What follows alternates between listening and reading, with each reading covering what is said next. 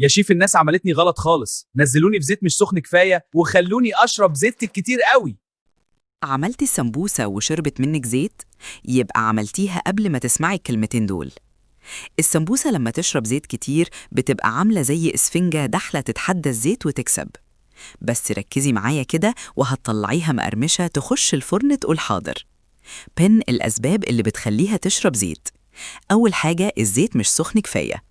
لو نزلتيها والزيت دافي بس هتقعد تستنى تتحمر وتشرب على مهلها. تاني حاجة، الحشو سخن. أول ما تنزل الزيت والبخار جواها يفتحها، الزيت يدخل يقول مساء الخير. تالت حاجة، القلي على نار هادية قوي. كل ما قعدت في الزيت أكتر كل ما شربت أكتر. رابع حاجة، الورق مش مقفول كويس. أي فتحة صغيرة تبقى بوابة للزيت، دخول بلا استئذان. تعمليها صح إزاي؟ سخني الزيت كويس جدا قبل ما تنزليها. جربي بحتة صغيرة، لو طلعت على وش الزيت فوراً وبتحمر يبقى تمام. اقلي كمية قليلة كل مرة عشان الحرارة ما تنزلش فجأة وتلبس في الزيت. بعد ما تطلع حطيها على شبكة مش مناديل عشان ما تطراش تاني. لو عايزة نتيجة مضمونة 100% حطيها في الفريزر نص ساعة قبل القلي، هتفضل مقفولة ومتماسكة بنفسها. وممكن تعمليها في الإير فراير أو الفرن وتاخدي قرمشة من غير زيت زيادة. جربي الخطوات دي وهتشوفي الفرق بنفسك. السمبوسة هتطلع خفيفة ومقرمشة وتتكسر كده تك تك تك. ما تنساش تصلي على الحبيب وشير علشان نوصل لأكتر عدد ممكن. اللايك مش هيفرق معاك، لكن بيفرق معايا جدا علشان نقدر نستمر وننشر كل جديد.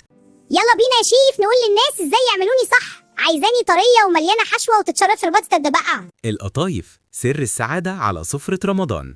القطايف دي مش مجرد عجينة بتستوي على طاسة، دي كائن رمضاني لطيف. أول ما الفقاقيع تبتدي تطلع على وشها تعرفي إنك ماشية صح. يلا بينا نعملها بتريكات تخليها معاكي مظبوطة 100%. المقادير: 2 كوب دقيق، 2 معلقة كبيرة سميد ناعم، معلقة كبيرة سكر، معلقة صغيرة خميرة فورية، رشة ملح، 1.5 كوب مية دافية، ممكن تزيدي سنة بسيطة حسب القوام.